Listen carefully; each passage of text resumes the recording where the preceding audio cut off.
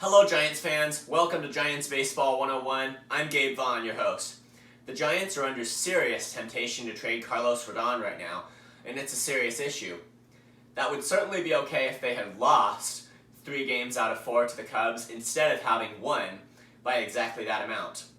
Now let me reveal something else about Rodon's contract. I mean, some of you would already know, but maybe some of you also forgot how long he was signed on for. Anyway, I just should remind everybody that he is signed through 2023. He signed a 2-year deal and is not an impending free agent this year, so this is not the final opportunity the Giants will have to trade Rodon.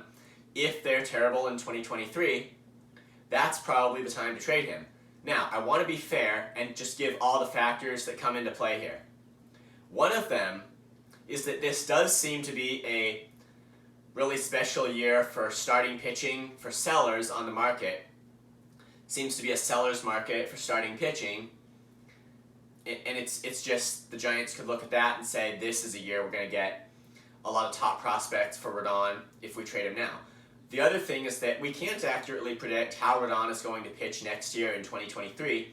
You never can. Anyone could not be good later in their careers. The third variable is just that you get more for a player when you trade him, when he has more years on his contract than just the rest of this one. If he's signed on for longer and the team you trade him to will get him for longer, you get more for a player in such a case. But does all of that offset the reality of a potential playoff spot this year, right now, in 2022? No, I don't believe it does. I can understand the temptation, and I can understand why the Giants think that this is the year of the opportunity to trade Carlos Rodon and get prospects for him. But I'm just not excited enough about the offers you get at the trade deadline and how you could build your farm system enough to offset what I am about this being a potential playoff year, a year to clinch a playoff spot, that's how you say it. I am just not as excited about getting additional prospects as about making the playoffs right now this year. I seem to remember another few years in the past where the Giants were supposed to be rebuilding, like 2019 and 2020, and then it was going to be the case in 2021 too. Of course, they obliterated all of that by winning what would turn out to be 107 games. 2021 aside though, I do seem to remember a couple of years in the past when the idea was rebuild, and both of those years the Giants did make a late season playoff run that crumbled at the end. But now we've got, I mean, where does this end? And they're using their additional information they have based on their record as we get close to the trade deadline. It's really now that the decision can be made about whether it's a rebuild year or whether it's a contention year. And after winning the division title last year, does that signal to anyone that this is a time to go for a perennial playoff run and just not to sell out things? If we go back to that rebuilding theme, well, I just don't want to do that because it was, to say the least, it was a boring time in Giants history. And you're not always going to have those 107 win seasons. You're not always going to have those. Sometimes contention is going to be a lot more tough and a lot more tight.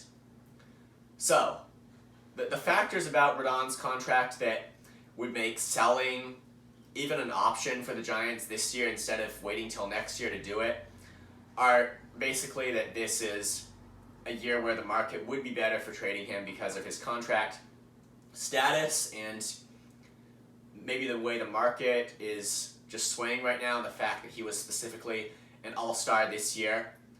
But all of that, the truth still remains that next year could also be an option for trading him. We still have to remember that it's not like he is an impending free agent, and that to me just does not offset the possibility of a playoff spot this year. And the fact is just that if you can't go after tight playoff spots, if you can't be in tight wildcard races, then you're just not going to have enough opportunity as a team. Because you look back at 2021, it wasn't tough for the Giants to clinch a playoff spot in the end. They did before September 20th, before September 15th. But now, it's not going to be that way now, at least it's not likely to. It's going to be a lot tighter down the stretch.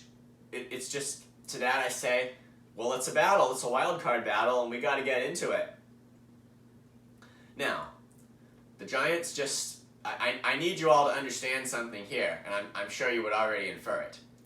The Giants recently traded for Cubs shortstop Machado.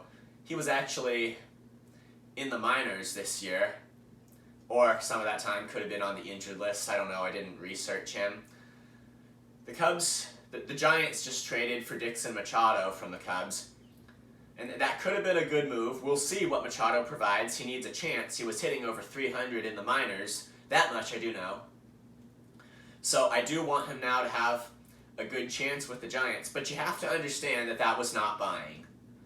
It may not necessarily have been a bad roster move, but it was not buying. To get a guy who's been in the minors so far in a year, instead of a guy who's established himself as a major league superstar. So that's the only thing we need to understand about Machado, the acquisition of him, is that was not a buying move. More has to be done if they're going to buy. And what about this weird possibility that they trade Carlos Rodon at the deadline to get prospects and also buy a little bit too? Well, if they were going to do that, I mean, they're going to get some prospects for the future. They buy a little bit, and it's not, I don't know that that's going to improve their roster from what it is right now with Rodon. That selling and buying combination, I mentioned, it's just not going to be enough. And if Machado actually provides anything at the trade deadline for the Giants to trade for by way of superstar talent to try to get them to the postseason in 2022, as long as it's win now, I'm game with it. And if it ended up that Machado was only on the roster for a couple of days, then, well, so be it if it's necessary to trade for one of the big names out there on the market. So if they trade Rodon, they're trading the rest of his contract for this year and for the next. I don't think he has a club option for 2024. I didn't see that. I'm not positive about that. I just don't think that he has a club option. But either way, it's just the Giants, if they trade him, they're trading a lot. And you don't count on prospects in the future. I mean, every major league player was either a prospect at one point or a non-prospect, and mostly the major league superstars are former prospects, although occasionally a guy who wasn't expected to be a prospect will surprise everybody and come and play real well. But I also don't think that means that you count on prospects to perform well in the future when the idea really should be to win right now. You don't know how they're going to turn out, and sometimes they disappoint. So it's only if it's a lost season then, if that's the case. Because you could, like, how was it with Joey Bart? I mean, has he really fully come through yet? No. And could he do that eventually? Yes, he could. But it wasn't really since drafting Joey Bart for the Giants. He didn't really contribute anything to helping them win in the next few years, just overall. Like, as for what a prospect's supposed to do. So, trading for Machado wasn't buying. Trading Carlos Rodon would be the worst thing that they could possibly do. He's got another year on his contract. And if there are going to be some offers. I don't doubt that come Tuesday, which is just tomorrow, by the way, I don't doubt that the whole day tomorrow, the Giants, it's just going to be coming in, the offers for Carlos Rodon. But I think he has more to offer on the mound for the Giants right now in the season.